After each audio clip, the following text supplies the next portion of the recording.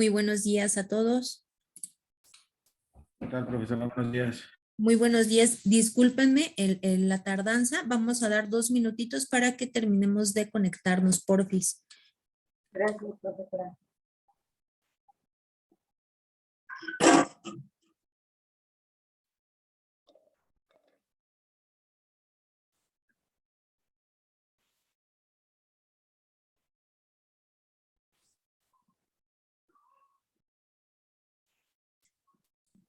¿Quién nos faltó que termine de exponer de la sesión pasada?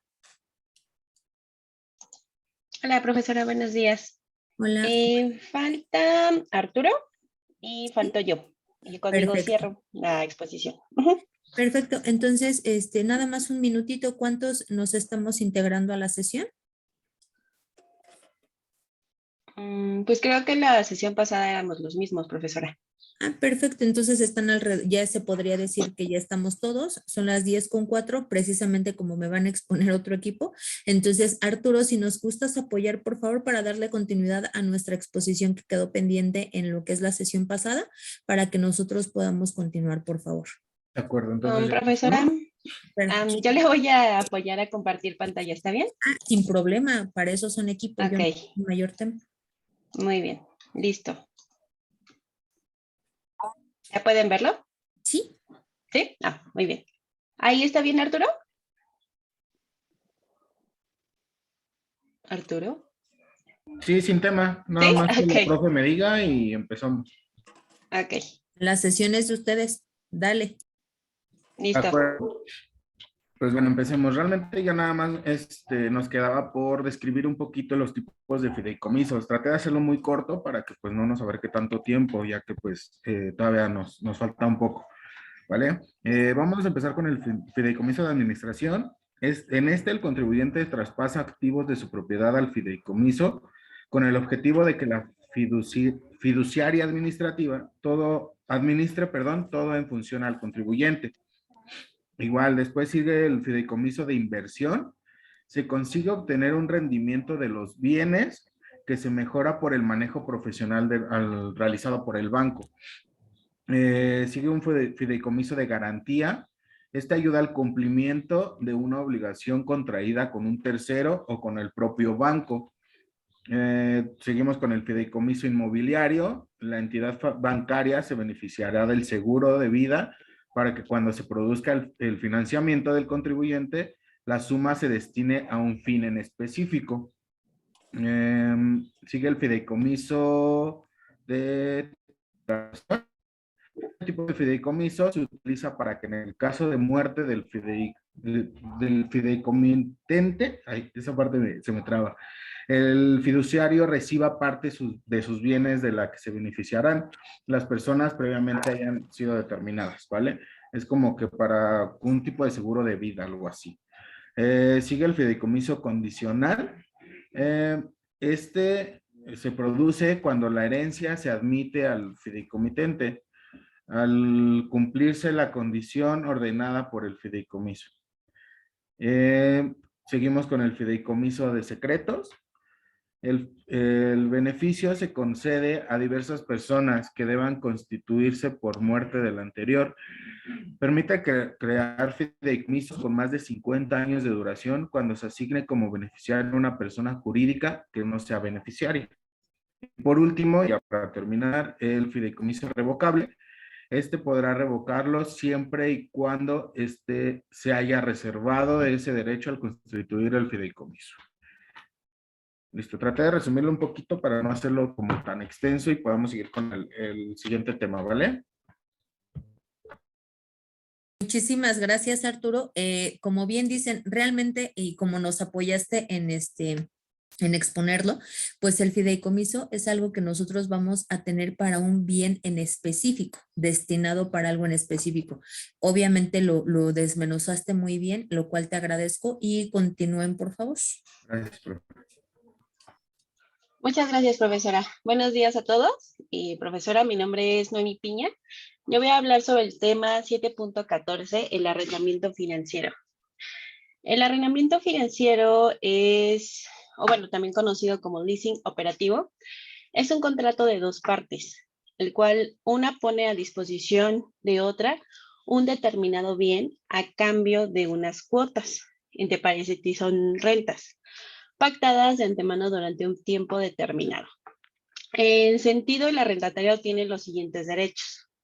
Él puede adquirir la propiedad a un precio establecido y conlleva a un contrato. Devolver el bien y rescindir el contrato. Esto quiere decir que lo puede renovar. El tercer punto es lo que indica renovarlo, pero ahora negociándolo con sus nuevas condiciones, dependiendo si la empresa también quiere establecerlo. Aquí, por su parte, el arrendador pone a disposición del arrendatario un bien de su propiedad por el cual recibirá rentas por el uso y disfrute del mismo. Más adelante vamos a ver un ejemplo. Creo que esto es algo a veces muy común también en las empresas.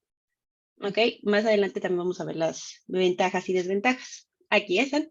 Entonces, una de las ventajas es que las empresas utilizan este sistema por dos razones fundamentales. No necesitan realizar grandes inversiones de compras de activos. Pueden renovar los activos periódicamente al término del contrato. Es decir, realizar otro contrato de leasing con un nuevo activo. Esto quiere decir que en el ejemplo que vamos a ver podría ser un coche que está en este tipo de financiamiento y al finalizar pueden renovarlo con ciertas cláusulas nuevas donde indique el contrato. Además, el leasing tiene la consideración de gastos pagos por alquiler y también esto ayuda mucho a las empresas porque se pueden deducir estos costos, que quiere decir en una declaración anual de personas morales, que son las empresas. Esto es deducible ante pues, nuestra institución, que es el SAT, ¿no? Poniendo un ejemplo si estamos hablando de México. Posteriormente, el leasing tiene también algunas desventajas. Las desventajas, como los mencionábamos, que es una también de sus ventajas, es que no se tiene el bien de la propiedad. Por lo general, se puede devolver el bien hasta que se acaba el contrato. Como tal en un contrato, pues se tiene que estipular y acatarse a él, si no, pues claro, hay sanciones. Podría resultar más costoso que otras alternativas, por lo que debemos valorar siempre en comparación con otras opciones. Es muy común que en las empresas de agencia de autos se vea también mucho este tipo de financiamiento del leasing y también se le otorga a cualquier tipo de persona. Puede ser persona moral o puede ser persona física con actividad empresarial. No es necesario que sea una persona moral. Eso es algo también muy importante que podemos validar. Las cláusulas podrían ser desventajosas. Perdón. De modo que si bien es cierto que el arrendatario tiene una serie de derechos, también tiene una serie de obligaciones que debe cumplir si no quiere ser penalizado. Aquí en el leasing, una de las ventajas es también que nosotros vamos a tener que cuidar este tipo de servicio, este tipo de propiedad, porque en caso de que sea dañado o en caso de que tenga alguna situación con, por ejemplo, en el coche que estábamos viendo, aquí lamentablemente los gastos van a cobrar de parte de la empresa que está contratando este servicio y lamentablemente pues tiene sanciones, ¿no? Yo tengo un amigo que trabaja en una empresa que entrega a Walmart mensajería, o sea, productos. Entonces ellos manejan este tipo y no tienen una idea de cómo cuida esa camioneta, ¿no? La que utiliza. Entonces, la cuida muchísimo porque él está con ese programa, bueno, la empresa, en este caso su patrón. En caso de que le llegue a pasar algo a la camioneta, pues va a haber una cierta penalización de parte de él, no directamente, pero sí de la empresa. Entonces, el patrón es el que se dedica, en este caso, a indicarle a mi amigo que tiene que cuidar esa propiedad, ¿no? Porque no es un activo fijo de la empresa. Entonces sí las tienen como muy cuidadas porque pues en este caso pues tienen alguna consecuencia pactado en un contrato, ¿no? Que hay en intermedio. No sé si hasta aquí tengan alguna duda, profesora, compañeros. Yo no tengo yo ninguna duda, no sé tus compañeros. Todo bien, compañera. Todo bien. Ok, muchas gracias. No me estoy yendo muy rápido, ¿verdad? No, continúa. Sí. Ok, perfecto. Bueno, el 7.15 es el factoraje financiero. El factoraje financiero también es conocido como factoring.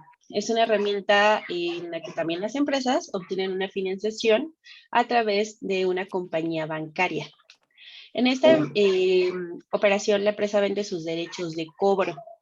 ¿A qué se refiere? Todo aquello que tiene que ver con sus facturas, sus pagaré,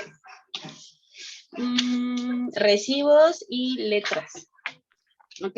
Ahora, es como una forma más fácil de tener de tener un capital, ¿no? Sin estar haciendo como que este proceso de estar cobrando, de estar marcando, etcétera. Más adelante, bueno, aquí vamos a ver también otra definición. Es un anticipo que nos hace el banco, como les comentaba, por unos derechos de cobro futuros que pasan a ser de una propiedad a la entidad bancaria. Pues de tener empresas que cobran esas facturas, así como gestionar el cobro, no solo se alargarían los plazos, sino que también existe el riesgo de que se den situaciones de insolvencia, así como situaciones en las que el tiempo de espera se alargue más de lo normal.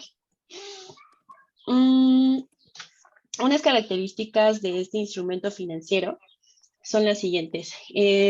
Como desde el principio y el más principal, en una empresa la liquidez se obtiene en el momento. ¿Ok? Yo vendo mis letras, mis facturas, etcétera, a la institución bancaria y la institución bancaria me las paga a mí con una liquidez, no superior a la que yo esperaba, pero ya tengo esa liquidez para poder solventar ya sea mi actividad o comprar quizás mi materia que necesito para seguir produciendo como empresa. Aquí debe de existir una contraparte que suele ser una entidad financiera. La empresa entrega las facturas pendientes de cobro al banco, como les mencionaba, obteniendo un capital. El banco compra esas facturas a un precio determinado, debiendo de desembolsar el capital. La empresa consigue la liquidez y el banco se encarga de gestionar posteriormente el cobro de esas facturas. ¿Quiénes intervienen en una operación de factoring? Para realizar esta operación, salud, profesora. Perdónenme, Crisis, si No se es cierto, ya preocupe. no alcancé. Salud. Muy bien. Solamente intervienen tres actores. Es un cedente, que es la compañía que vende sus facturas a la entidad financiera para obtener por ellas un determinado capital. El factor, que es la entidad financiera que pacta un precio con la empresa por las facturas y entrega el capital, que posteriormente se recuperará con los derechos del cobro adquiridos. El deudor, en este sentido, los clientes que adquirieron un bien o un servicio con el cedente están pactando un periodo de pago a la empresa vendedora y que deben abonar a la entidad financiera el capital que se está adelantando a la empresa vendedora y que debía pagarle por la adquisición del bien o servicio. También hay tres tipos de factoraje. Este está un poco extenso, entonces voy a tratar de ser lo más breve. Se viene a anticipar el capital. Empresas deben de la misma forma, y valga la redundancia, anticipar la capital de sus proveedores para obtener la materia prima. Los clientes es el método más tradicional, el cual hablábamos en la presentación anterior. Lámina, este artículo es donde la empresa financia sus operaciones con la venta de facturas pendientes de cobro. Y a operadores internacionales. Esta modalidad de factoraje es la que se dedica a las operaciones grandes. Estamos hablando de las importaciones y exportaciones. Y de la misma forma, y dependiendo de la calidad crediticia del deudor, el factoraje que nos ofrezca la entidad puede ser de los siguientes tipos. Después hay dos tipos. Hay con recurso. Es una operación de factoring con recurso. Si el cedente, valga la redundancia, cede el derecho de cobro a un deudor que no puede afrontar dicha deuda, el factor puede reclamar la deuda directamente a la empresa cedente, no pudiendo reclamársela por insolvencia al deudor. Y es sin recurso. En una operación de factoring sin recurso, el factor solo puede reclamar la deuda al deudor y no al cedente de la operación. De esta forma, el cedente de la operación queda exento de responsabilidades en caso de que el deudor realice un pago de la deuda. No sé si hasta aquí tengan alguna duda. No, Noemí, todo bien. Ninguna, gracias. Ok, muy bien. Ok. Y por último, tenemos las ventajas. Entonces, permite a la empresa, como es la ventaja principal de este tipo de de financiamiento es que se obtiene la liquidez de manera inmediata. No afecta su calidad crediticia ni a la deuda de la empresa. Ahorra tiempos y esfuerzos que debían destinarse al cobro de esas facturas. Garantiza el cobro de las deudas en cierta forma y permite seguir con la actividad de la empresa que pueda financiar sus operaciones, como y se lo había comentado anteriormente también. Y entre los inconvenientes para la empresa destacan estos. ¿Cuáles son? Al ser una venta directa al banco, pues como tal, no se las dan a un cierto precio más elevado para una cierta ganancia. Entonces se obtiene un menor rendimiento por las ventas, ya que la entidad ofrece un precio menor por asumir el riesgo. Esto se debe a que este tipo de operaciones presentan un alto costo para la empresa, que en ocasiones es incompatible con los márgenes de beneficio. Para ellos es más benéfico en algunas empresas, dependiendo de su actividad, realizar este tipo de factoraje financiero por un tercero, que en este caso sería el banco, para evitar todo este tipo de costos que sería estar marcándole a los clientes, estar yéndoles a cobrar, visitar su domicilio. Entonces ahí para ellos es mejor tener, pues por así decirlo, este margen, ¿no? Solo es que vendo esto a mi operación financiera, lo damos a un cierto costo y listo, ya tengo la liquidez para seguir con mi actividad. Y en el caso de que la operación sea con recurso, existe el riesgo de que esto afecte tu solvencia, pues puedes responder por el deudor en caso de impago. Como un ejemplo rápido, quizás sea la cuestión de cuando nosotros adquirimos un crédito. Este crédito, por ejemplo, lo dejamos de pagar, ya puede ser un crédito de Electra, Coppel, sacamos un teléfono en Telcel, en alguna marca, AT&T, por ejemplo, Movistar, y no terminamos de generar este pago. Entonces, al no generar el pago, ellos lo que deciden es vender tu factura a un despacho jurídico. Es como un ejemplo. Entonces, este despacho jurídico o esta empresa que se dedica a este tipo de factorajes, lo que hace es estarte marcando, estar llegando contigo a un acuerdo para que puedas liquidar esa deuda. Entonces, vería por como un ejemplo de lo que es el factoraje financiero. No sé si tengan aquí alguna duda, profesora. No, de hecho, muchas veces lo que hacen es que precisamente cuando venden esas facturas vencidas o esos clientes incobrables que le llaman, perdón, ya ven que, ejemplo, una tarjeta de crédito. Ustedes deben 100,000 pesos y la dejan de pagar. Entonces, sí, efectivamente empieza el cobro por parte del despacho jurídico y muchas veces les dicen, les llega tal promoción, ¿no? Y entonces de 100,000 pesos ustedes pueden pagar 20,000 pesos. ¿Por qué motivo? Porque esa cartera de clientes, de clientes morosos, pues obviamente se la venden a cierto costo a lo que es el buffet jurídico o el despacho jurídico.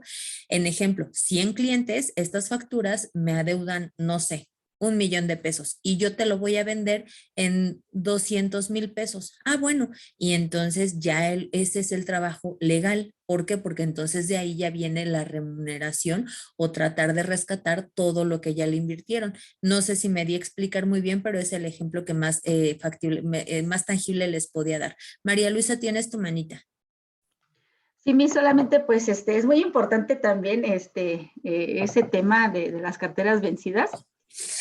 Pero también lo comentábamos en otras clases de que pues las empresas responsables de que les venden la deuda, pues a veces omiten las responsabilidades, ¿no? Y el consumidor o el dueño de la tarjeta, pues sí llega a acuerdos, pero en base al derecho, pues si sabemos, pues no hay convenio con ese tipo de bufetes, sino con la empresa. Entonces es muy importante, Efectivamente. Se me hizo importante el comentario para que pues los demás también tengan conocimiento de que pues esas empresas en que les venden las facturas pues no tienen ningún compromiso legal con nosotros, puesto que el inicio con el compromiso de la empresa pues fue con otro, ¿no? Entonces sí podremos omitir ese tipo de acoso, como se puede llamar, ¿no? De cobro. Claro que sí, muchísimas gracias por la aportación, María Luisa. Nidia, no sé si alguien más vaya a aportar algo. Todo bien, profesora. Es hora de hablar. Mi aportación la hice en el chat. No, Ok. perfecto. Muchísimas gracias.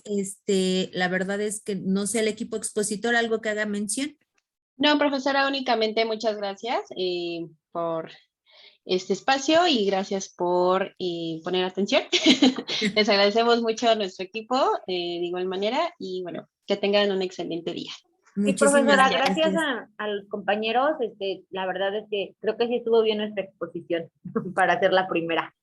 Les voy a platicar algo Muy rápidamente, buen porque equipo. por ahí tengo pendiente mi otro equipo expositor.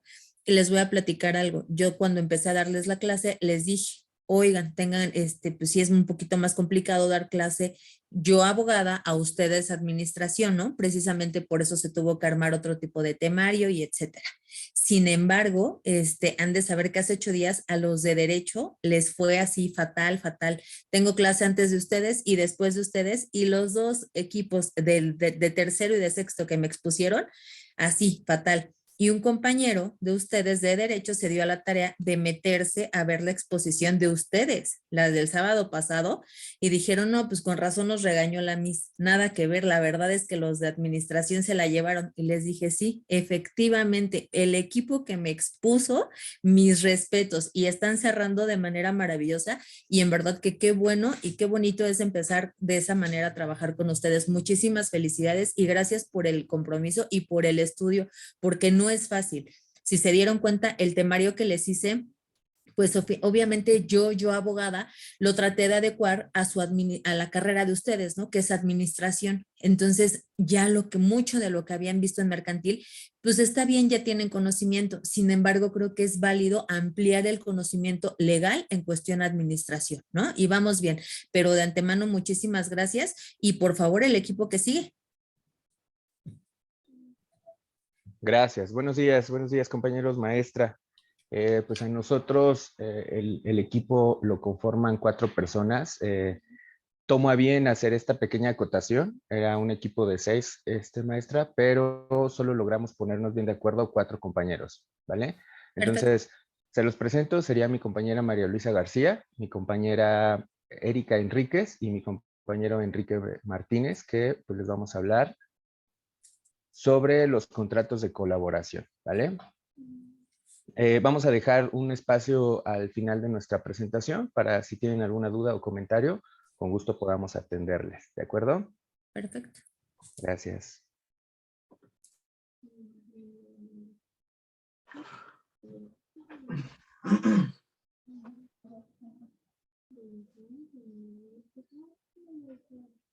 ¿Se ve la presentación? Sí, Roberto. Sí, ya se ve, Excelente. Robert. Ya, compañero. De acuerdo. Bueno, pues inicia María Luisa.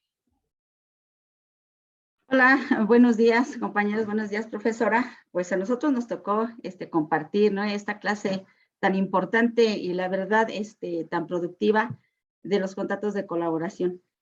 Pues comienzo, profesora, con pues la parte, ¿no? De qué son los contratos, cómo se manejan en México los contratos mercantiles. Pues los contratos mercantiles en México son los comerciantes o particulares que se relacionan, interactúan y realizan actos de comercio que se encuentran previstos y regulados por la legislación mercantil o otras leyes relacionadas que resultan aplicables en virtud de su operación comercial.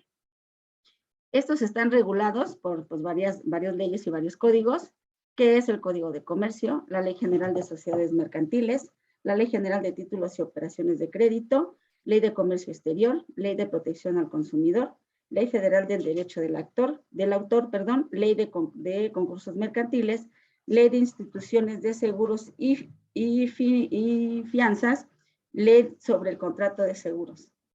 También hacemos hincapié que en materia mercantil no existe una definición propia de contrato mercantil.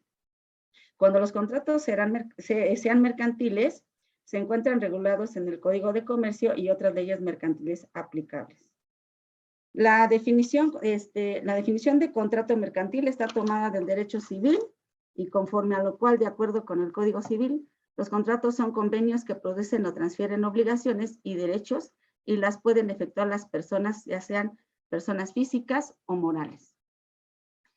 Entramos en materia con los contratos de colaboración, que en el derecho mercantil es una serie de contratos bajo la etiqueta de contratos de colaboración. Esta está dominada y se incluyen figuras muy diversas por regla general, pero se trata de contratos en los que se contraen obligaciones de hacer relaciones con la gestión de intereses ajenos a cambio de algún tipo de contraprestación económica. La terminología tampoco ayuda demasiado, ya que en ocasiones se hace referente a agentes, a viajantes o representantes sin diferenciarlos. Otras veces se intercambian sin demasiado criterio. Los términos de agentes o comisionistas, mediador o corredor. A continuación, el equipo va a abordar el tema que se definen brevemente las características de los contratos de comisión, franquicia, agencia, corretaje y factoring. Le cedo la palabra a mi compañera Erika. Muchísimas gracias, María Luisa. Buenos días, maestra. A mí me tocó contratos de comisión. Esto quiere decir que es un mandato aplicado a actos de comercio. En concepto de este contrato se define como en virtud en el cual una persona denominada como comisionista se obliga a realizar por cuenta de otra denominada comitente los actos de comercio completo en este lenguaje, es decir, un mandato aplicado de comercio. También viene en el artículo 244 del Código de Comercio, se desprenden unas siguientes características, que es el mandato, el objeto del contrato de comisión mercantil, se ha de consistir en un acto o operación de comercio. Por un ejemplo, puede ser, permítame tantito, que en relación que se establece entre partes, o sea, tanto el comisionista como el comitente. El comisionista podría ser un contrato celebrado o elaborado por una parte de un competente. Se podría decir como una empresa que se pueda llamar, no sé, un competente Contreras, ACDB, que el dueño podría ser el señor José y el comitente, pues él sería el comitente y el comisionista sería la persona que está prestando su servicio. Y no sé si le puedas cambiar las características, que el consensual, si bien requiere de ratificación escrita ante el contrato, así incluya lo del negocio, el bilateral por cuando hace surgir obligaciones y derechos de ambas partes. O sea, el comitente pone como el contrato de lo que él necesita para que el comisionista ejerza el contrato, como qué es lo que tengo que hacer, y tiene obligaciones de cumplirlo tal y cual como lo colabore el comitente. No sé si quieras pasar a la siguiente parte, Mari, lo que sigue. Los supuestos especiales de comisión. Esto, permítame.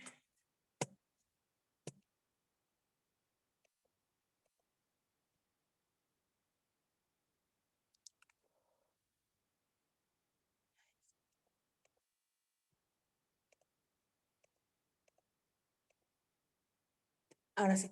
Los contratos de compraventa son aquellas partes que el vendedor está o tiene una obligación de transferir una propiedad a un comprador. Un ejemplo podría ser vender una casa. Tiene que pagar el que compra la casa, tener dicho objeto cuando se utiliza una opción para la venta. Entonces, el contrato de compraventa debe de estar o debe de contar con algunas características como ser autónomo, obligatorio, y tener como un contrato consensual y tener libertad de la forma de cómo se lo venden.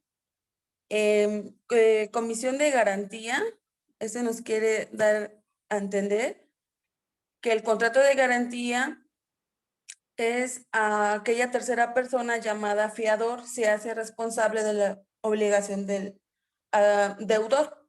El contrato de garantía, un ejemplo, el hipotecario, es que se prenda o se dé un inmueble mediante un bien inmueble al deudor, asegura el cumplimiento de la obligación del pago.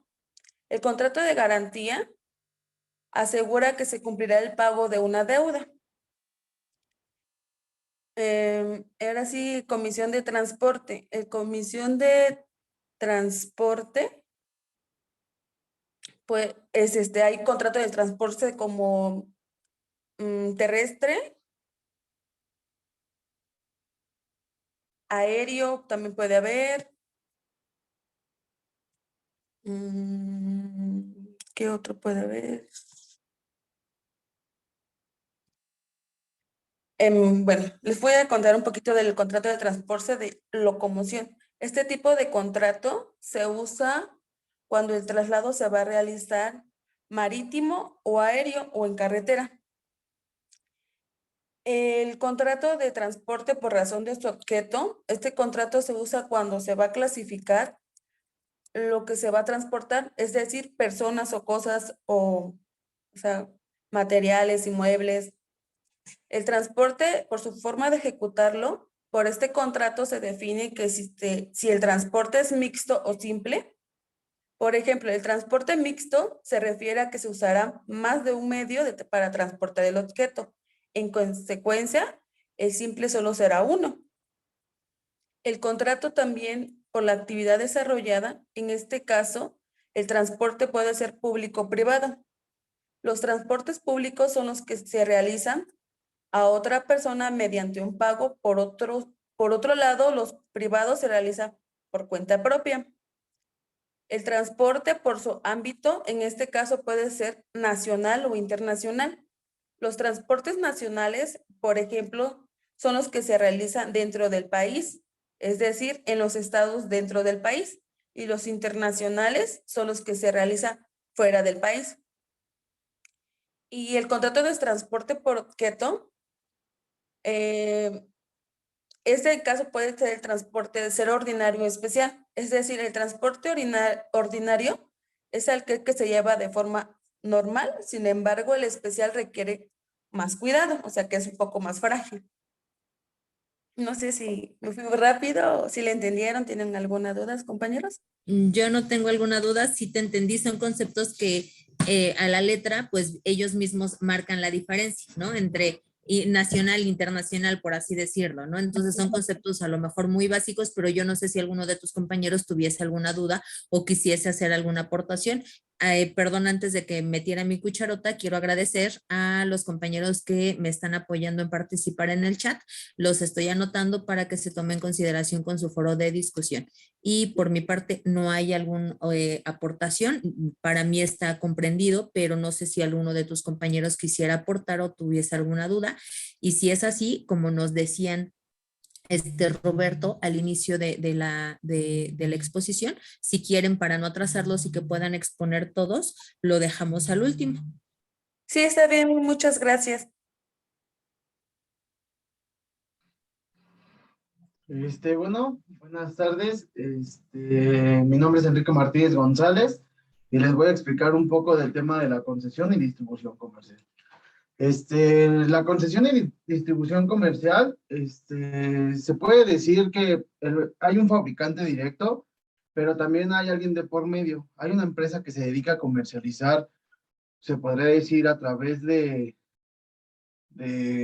¿cómo se llama? De contratos legales, en poder vender la mercancía que está haciendo el fabricante. Hay comercializadoras que se dedican a esto. El comprador compra los derechos y de revender el producto con ciertas condiciones y las concesiones, por algún término se podrá decir, para referirse así a las partes de algún contrato.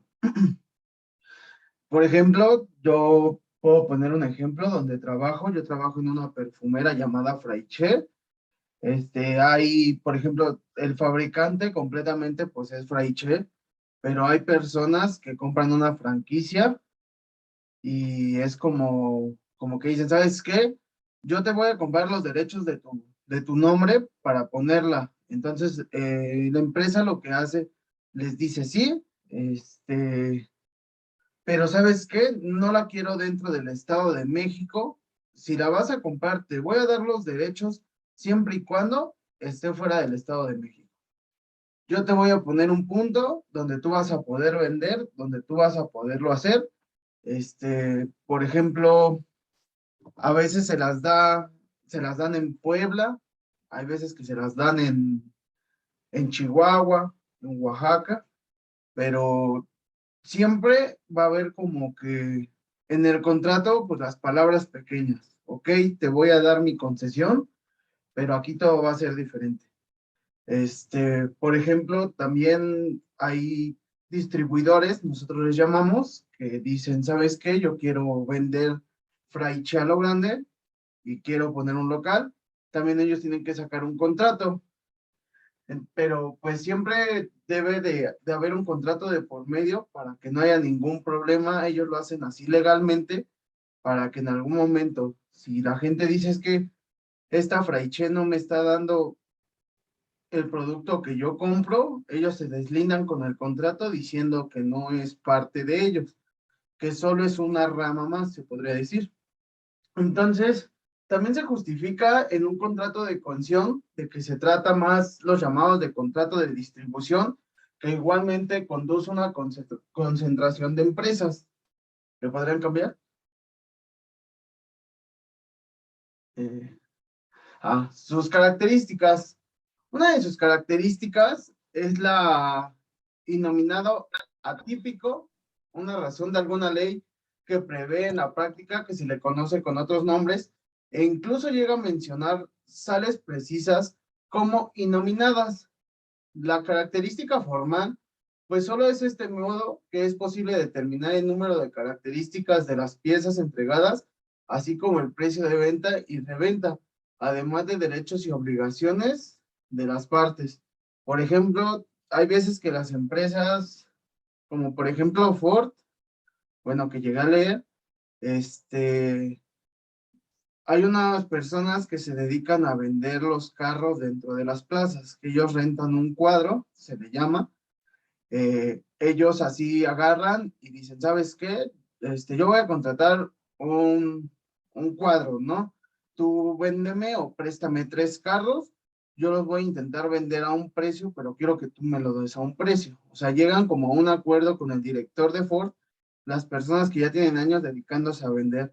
Muchos hemos visto en algunas plazas comerciales que te ponen un carro y ponen las características y comunícate con tal persona. ¿Por qué hacen esto? Porque les deja una ganancia y no solo, no pagan como tal mucho de piso, porque no están pagando ningún permiso como es de comida, como es para vender algún producto alimenticio. La bilateral es un puesto que está configurado por derechos y obligaciones recíprocos.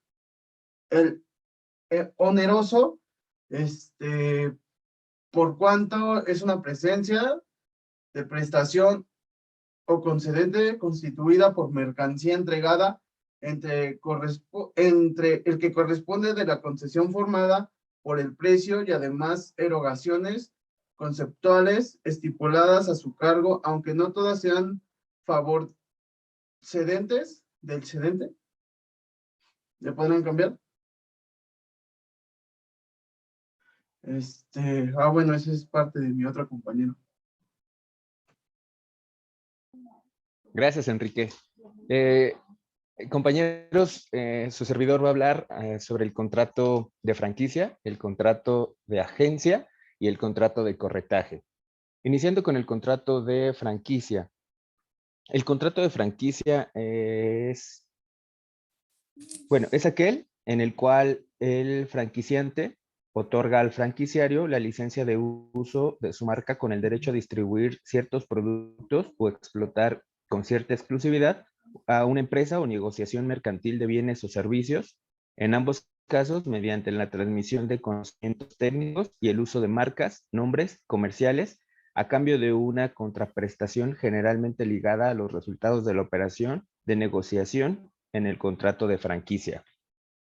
Esto quiere decir, o bueno, la regulación de las actividades de los grupos empresariales en México es bajo la ley federal de competencia económica, publicada en el Diario Oficial de la Federación el 24 de diciembre del 92 y reformada el 28 de junio del 2006, de la misma forma, publicada en ese diario oficial.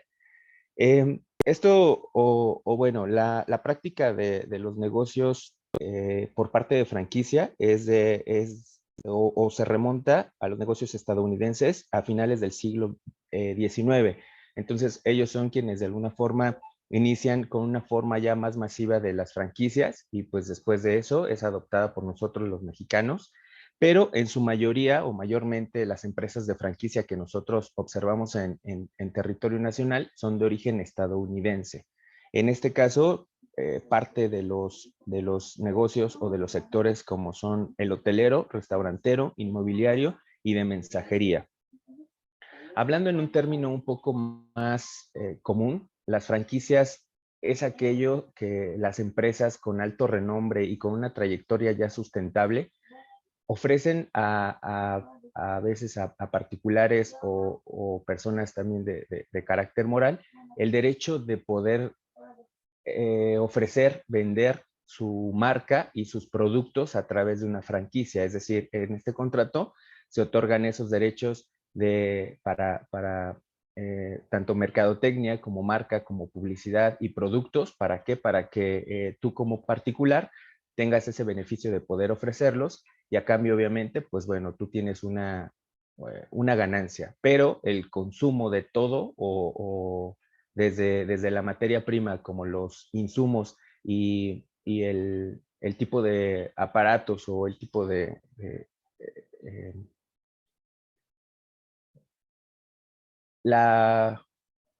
cómo se va a llevar a cabo la producción, perdón, va a corresponder meramente y por parte del franquiciante. Entonces, esto te lo otorgan ellos y es como tú puedes hacer el uso de esa marca y de esos productos. Un claro ejemplo que tenemos en los contratos de franquicia podría ser McDonald's. Es una de las empresas más con mayor importancia en el mundo y pues bueno, en nuestro país llegó el 29 de octubre del 85 y desde esa fecha se han multiplicado más de veces el número de franquicias y es más de 40 el número de empleos que genera, de tal manera que cuenta ya con cerca de 500 restaurantes de empleo directo a más de 20,000 personas y de manera indirecta otros 180,000. Entonces, ese sería como el ejemplo más grande que tenemos de franquicia en México. Las características, no hay dudas sobre su mercantilidad, es nominado, son atípicos en México, son sinalagmáticos, aquí cabe hacer la aclaración, es lo mismo o tendría la misma similitud a bilateral. Hay derechos y obligaciones para ambas partes que lo conforman. Oneroso, de tracto sucesivo, consensual, frecuentemente de adición, en ocasiones aleatorio, pero en otras conmutativo, ya que, como afirma Peters, si este contrato es aleatorio en lo que hace a las ganancias, es decir, únicamente es eso, ¿no? Ambos ganan, como les decía, uno en el consumo de los insumos y productividad, y pues el otro ya en lo que es la rentabilidad directa del comercio de los productos de la franquicia. Pasamos al contrato de agencia. El contrato de agencia está regulado en la Ley 12/1992 del 27 de mayo sobre el contrato de agencia. En él, una persona natural o jurídica denominada agente se obliga frente a otra, el principal se le conoce de manera continuada o estable, a cambio de una remuneración, a promover actos u operaciones de comercio por cuenta ajena o a promoverlos y concluirlos por cuenta y en nombre de ajenos, como intermediario independiente, sin asumir, salvo pacto en contrario, el riesgo y ventura de tales operaciones. Esto lo encontramos en el artículo 1 de la Ley 12 de 1992. La distinción o cómo distinguir entre el contrato de agencia y del contrato de comisión, de corretaje y de determinados contratos laborales, Son tres tipos de contratos muy similares, por lo que es muy fácil confundirlos, como lo comentaba hace un momento mi compañero Enrique. Con estas pistas resulta mucho más sencillo diferenciarlos. Tal y como se ha explicado, el contrato de agencia tiene un carácter continuado o estable. Esto lo distingue del contrato de comisión, en que el mandato es puntual. El contrato de agencia, el agente puede concluir contratos en nombre de su principal, algo que no sucede en el contrato de corretaje. El agente es independiente, es su propio empresario y por tanto trabaja por cuenta propia. Esto lo distingue de otras figuras de naturaleza laboral, común o especial, como pueden ser los viajantes o representantes de comercio. Entonces, en este caso nos encontramos que el contrato de agencia tiene el agente sí funge en representación directa de su principal, a diferencia del contrato de comisión, donde este únicamente, pues bueno, no tiene una relación con el principal y pues bueno, actúa en nombre y cuenta propia. Y la diferencia en cuanto al agente de corretaje es que el agente de corretaje únicamente es el intermediario y quien hace la función de poner en contacto a ambas partes interesadas en llevar a cabo el contrato. Pero él, pues no, su relación termina únicamente cuando las dos partes pues ya se conocen e interactúan. Entonces, en este momento, el agente de corretaje termina por completo su función. Pasamos al contrato de corretaje o de mediación. El contrato de corretaje, reconocido también como contrato de mediación, es un contrato atípico, por lo que se le aplica supletoriamente el régimen de la comisión mercantil. En él, una persona, el principal, se obliga a pagar una remuneración a otra, el mediador o corredor, que se obliga a promover o facilitar la celebración de un contrato determinado con un tercero. El mediador, por tanto, se limita a buscar o a poner en contacto a las dos partes, pero su función no va más allá. A diferencia del contrato de comisión o del de agencia, no firma el contrato en nombre de su principal. Esto quiere decir lo más conocido que tenemos en nuestro país como personas de corretaje o corredores sería en el ámbito financiero, en el ámbito asegurador y en el ámbito... Perdón, no tengo aquí ahorita el otro ejemplo, pero bueno, hablando principalmente de estos. Un corredor, por ejemplo, de bolsa, que son los que usualmente hemos podido escuchar, hace únicamente la intermediación para que entre oferentes y demandantes de servicios financieros y bursátiles, pues él haga la conexión entre ellos. ¿Para qué? Pues para la compra de acciones principalmente. Y en el sector asegurador, se les conoce un poco más como brokers. Estos brokers lo que hacen es no trabajan directamente para las aseguradoras, es decir, no tienen una relación directa con ellos. Sin embargo, es que pueden llegar a ofrecer los productos, o en este caso los seguros, ¿para qué? Para que el cliente interesado en adquirirlo los pone en contacto, pero siempre los contratos van a ser directos de las aseguradoras. Entonces, haciendo un ejemplo pues más tangible a nuestro mercado, serían estos dos, el corredor de bolsa y los corredores o brokers de aseguradoras o de seguros. Las características también del corretaje son atípicos, ya que ninguna ley lo regula como tal, y nominado debido a, como anteriormente se dijo, nuestro derecho positivo solo habla de agentes, agencias e intermediarios, más no de contrato de agencia. Consensual en ocasiones, pues así se muestra en algunas prácticas comerciales, bilateralidad o bilaterales, ante la existencia de obligación y remuneración y de tracto sucesivo. No tiene número determinado de operación ni lapso de tiempo para las mismas. Listo. Por último, también termina mi compañero Enrique con el factoring. Muchísimas gracias, Roberto. Excelente aportación. El contrato de factoring recibe varios nombres: el contrato de facturación, contrato de gestión de cobro y contrato de factoraje. El antellano de la ley del Código Mercantil opta por factoraje, aunque mantiene el término de factoring, entre paréntesis, la primera vez que lo cita. Por el momento, no está regulado en la legislación vigente y se considera, por tanto, un contrato atípico. No existe un modelo homogéneo de contrato de factoring. Suele darse este nombre a la cesión de créditos comerciales que el empresario transmite en una empresa especializada en el factor o empresa de factoring. Para que esto pase a colocarnos anticipado o no importe cuánto sea su anticipación, el importe existe, además un contacto de financiación, y en caso de lo contrario, en un simple acuerdo de gestión de créditos. El contrato de factoring también se clasifica en función de si el factor asume o no el riesgo de insolvencia de los deudores.